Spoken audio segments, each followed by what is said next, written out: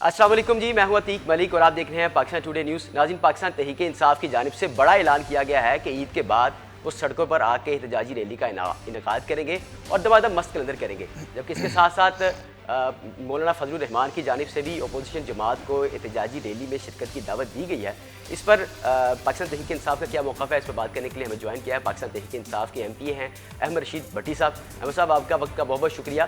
अच्छा, ये बता दें कि सबसे पहले तो ईद के बाद एहतजाजी रैली का इनेकाद किया गया है, उसका पर्पज़ क्या है और क्या रूट होगा, किस तरह से उसका इनेकाद किया जाएगा? बिस्मिल्लाहिर्रहमानिर्रहीम, बहुत बहुत शुक्रिया आपका अतीक। एहतजाजी रैली के पीछे हमारा मकसद यही है, जो हमारा मैंडेट चोरी किया गया इस साबका इलेक्शन में जो 8 फरवरी को मुनक्किद हुए पाकिस्तान में। पूरे पाकिस्तान में आपने देखा लोगों ने खौफ की फ़िज़ा और खौफ के बुत को तोड़ के इमरान खान को और इमरान खान के उम्मीदवारों को वोट डाला। लेकिन हमने साथ साथ ये भी देखा कि रात 12 बजे के बाद 2 बजे के बाद मुख्तलिफ़ हलकों में नताइज तब्दील किए जाने शुरू हो गए।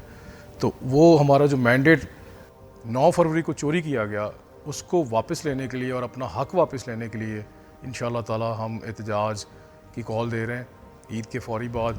और साथ साथ ही हमारा ये एहतजाज खान साहब की रिहाई के लिए भी होगा, चूँकि आपने देखा अभी चंद रोज़ पहले जो इस्लामाबाद हाई कोर्ट के 8 में से 6 जजेज़ ने एक ख़त लिखा सुप्रीम जुडिशल काउंसिल को, उसमें उन्होंने साफ साफ ये बात बताई कि उन पर बहुत ज़्यादा दबाव डाला गया, उनकी वीडियो कैमरास के ज़रिए रिकॉर्डिंग्स की जाती रहीं, उनकी ऑडियो टेप्स सुनी जाती रहीं, उनके रिलेटिव्स को तशद्दुद का निशाना बनाया जाता रहा, जिसके बायस वो फ़ैसले देने पे मजबूर हो गए।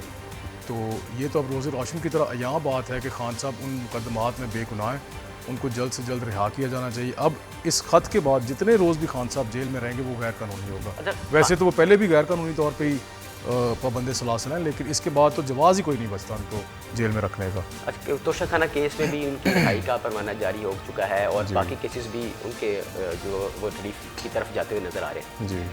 कब तक जो खान साहब की रिहाई है मुमकिन है और पाकिस्तान तहरीक इंसाफ की जानिब से किस तरह की तैयारियाँ हैं उनकी रिहाई के हवाले से? देखिए, हम तो चाहते हैं वो आज ही रिहा हो जाएँ। मैंने जैसे पहले जिक्र किया कि अब एक एक लम्हा जो वो जेल में रह रहे हैं वो इस हुकूमत पर भारी पड़ेगा इंशाअल्लाह ताला। तो मुझे उम्मीद है कि इंशाअल्लाह ताला जल्द अज जल्द उनको रिहा किया जाएगा। और जैसे ही ये अदलिया फ़ैसला करेगी, अब चूँकि सुमो 2 ले लिया है चीफ़ जस्टिस साहब ने, और मेरा ये गुमान है और मुझे उम्मीद है कि इंशाअल्लाह ताला इसका भी एक अच्छा फ़ैसला आएगा और इस फ़ैसले के बाद बाकी जो बकिया केसेस हैं खान साहब के उनमें भी इंशाअल्लाह रिहाई मिलेगी। अच्छा, ये सोशल मीडिया पर और बाकी जगहों पर ये बात बड़ी मशहूर हो रही है कि खान साहब की डील हो चुकी है और उस डील के इवज़ उनको रिलीफ दिया जा रहा है। क्या वाकई को डील होगी है जिस वजह से उनको रिलीफ दिया जा रहा है या कोई और बात है? देखें, बातें करने वाले तो बातें करते रहते हैं। किस तरह की डील होगी? खान साहब तो जिस मौक़िफ़ पे थे आज से 2 साल पहले, आज भी उसी मौक़िफ़ पे। उनका मौक़िफ़ में कोई तब्दीली तो नहीं आई, लेकिन अवाम ने जिस तरह से निकल के वोट डाला उस अवाम के मैंडेट से ये खाइफ है। दूसरे नंबर पे जिन इदारों से ये अपनी मर्ज़ी के मन चाहे मनमानी करके फ़ैसले करवा रहे थे, अब उन्होंने भी हाथ खड़े कर दिए हैं। हर इंसान की, हर इदारे की एक लिमिट होती है, उनकी हद क्रॉस कर चुके थे ये लोग, तो उन्होंने भी अब साफ इनकार कर दिया है उनकी बात मानने से। तो अब मेरा ख्याल है कि उनको होश के नाखून लेने पड़ेंगे और इंशाअल्लाह ताला खान साहब को जल्द से जल्द रिहा करना पड़ेगा। अच्छा भट्ट साहब, मैं दोबारा एहतजाजी रैली के टॉपिक पे आता हूँ कि एहतजाजी रैली चूँकि ईद के बाद है और ईद के बाद ही ज़िमनी इलेक्शंस हैं, तो क्या आप प्रेशर बिल्ड करना चाह रहे हैं इलेक्शन कमीशन पर या इस्टेब्लिशमेंट पर ताकि जो ज़िमनी इलेक्शन के नताइज हैं वो 9 फरवरी की तरह ना आए? देखिए, एहतजाज एक हमारा आइनी हक़ है।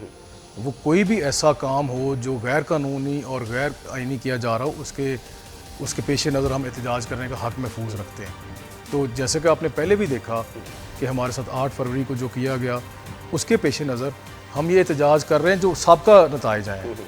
आने वाला रिज़ल्ट हम फोरकास्ट नहीं कर सकते, प्रेडिक्ट नहीं कर सकते वो क्या होगा, उसमें इलेक्शन कमीशन का रवैया क्या होगा, लेकिन उनके पिछले साबका रवैये पे अगर आप बात करें तो वो आपके सामने है।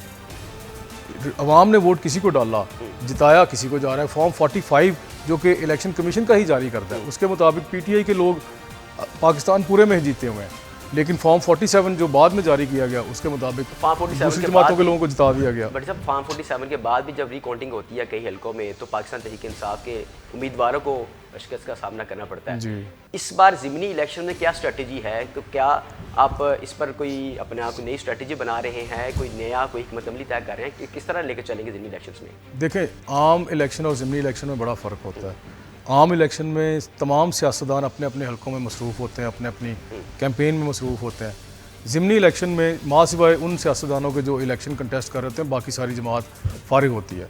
तो हम इंशाल्लाह ताला हमारी लाहौर की तंजीम और बाकी पूरे पाकिस्तान में जिस जिस हल्के में भी इलेक्शन हो रहे हैं वहाँ की जो हमारी इलाकाई तंजीमें हैं वो मिल के टीम्स बना रहे हैं।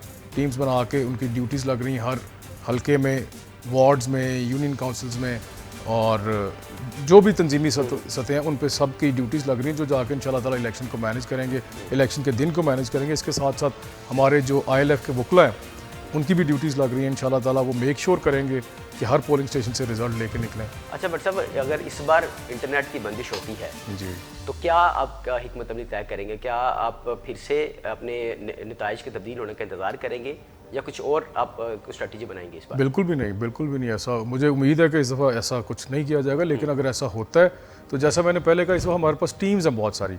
लास्ट टाइम हम सब लोग अपने अपने हलकों में मसरूफ़ थे, लेकिन इस दफ़ा हम सब फारिग हैं।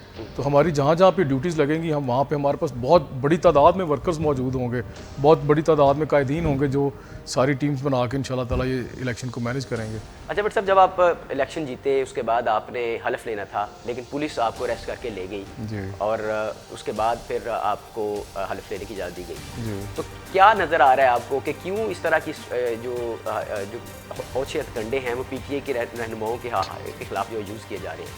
देखिए, ये कोई नई बात नहीं है।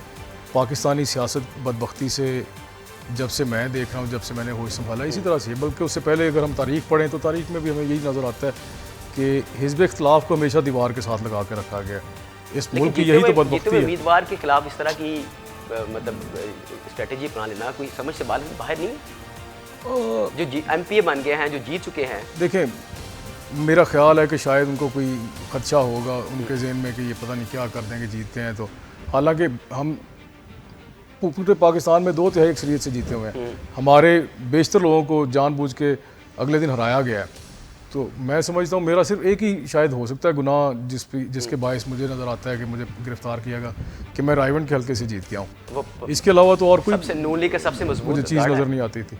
नून लीग का गढ़ सिर्फ लोग कहते हैं, ऐसा है नहीं। हम इससे पहले भी वहाँ से जीत चुके हैं। मेरे वालिद साहब वहाँ से ही 2 मरतबा मुंतखब हो गए। तो गढ़ इस तरह से नहीं है, लेकिन यह है कि नून लीग हमसे दूसरी जमातों की निस्बत ज़्यादा दफ़ा वहाँ से जीती है। अच्छा बट साहब, ये बता दें कि आपने हलफ ले लिया, मियाँ असलम इकबाल साहब का हलफ अभी रहता है जी। तो उनको पिछले दिनों खबरें बाज़गश्त कर रही थी कि उनको गिरफ्तार किया जाएगा। पुलिस की नफरी वहाँ पंजाब असम्बली के बाहर तैनात की गई थी, लेकिन वो पंजाब असम्बली आना था लेकिन नहीं आ सके। जी। कब आएंगे, कब हलफ लेंगे और कब दोबारा से वो अमली सियासत में दोबारा नज़र आएंगे? देखें, बात यह है कि इस मुल्क में कानून नाम की वो कोई चीज़ रह नहीं है। अब उनको राहदारी ज़मानत मिली हुई है, उनको प्रोटेक्टिव बेल मिली हुई है। इसके बावजूद अगर पुलिस उनको गिरफ्तार करती है तो फिर अदलिया का तो कोई इज़्ज़त एहतराम नहीं बाकी रह जाता। तो सबसे पहली चीज़ तो ये है कि पंजाब पुलिस को अदलिया के अहकामात को मानना पड़ेगा, उसको तस्लीम करना पड़ेगा। उसके बाद ही हम फिर कुछ आगे चल सकते हैं। जब तक अदलिया के अहकामात को पंजाब पुलिस नहीं मानती, पंजाब हुकूमत नहीं मानती, मैं नहीं समझता हमारे मियाँ असलम इकबाल साहब या दूसरे जो भी दोस्त इस वक्त सूबे में इस पर्चों के बायस वापस नहीं आ पा रहे, उनको उससे पहले नहीं आना चाहिए। मेरा तो यही मशवरा होगा उनको, क्योंकि इस मुल्क में कानून नाम की तो कोई चीज़ नहीं है। जब तक आपके हम आदर साहब अब मंजरेआम पर आ गए हैं, उन्होंने पेशावर हाई कोर्ट में रजू कर लिया है। मुराद सईद साहब भी मंजरेआम पर आने के कुछ चांसेस हैं? इंशाल्लाह आएंगे, इंशाल्लाह आएंगे, क्यों नहीं आएंगे, वो भी आएंगे, सब लोग आएंगे। लेकिन बात ये ना कि देखें, आपको तहफ़्फ़ुज़ फराम करना हुकूमत का काम है, अदलिया का काम है। अगर ये आपको तहफ़्फ़ुज़ ही फराम नहीं कर पाते तो फिर क्या करना है यहाँ पे आके किसी ने?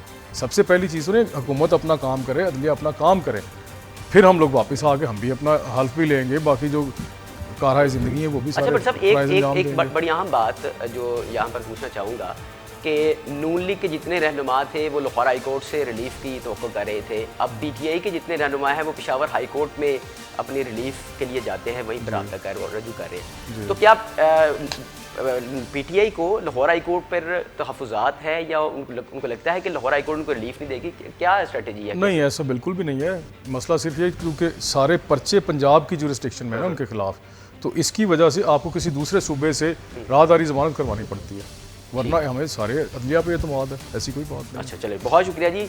अहमद रशीद भट्टी साहब ने बड़े दबंग अंदाज में अपना मौक़ा पेश किया है और उन्होंने बताया कि ईद के बाद वो दमादम मस्त कलंदर करने जा रहे हैं और उनका एहतजाज करना पूरा हक है। उम्मीद है आपको ये प्रोग्राम पसंद आया होगा। फिलहाल मुझे दीजिए इजाज़त, देखते रहिए पाकिस्तान टुडे न्यूज़।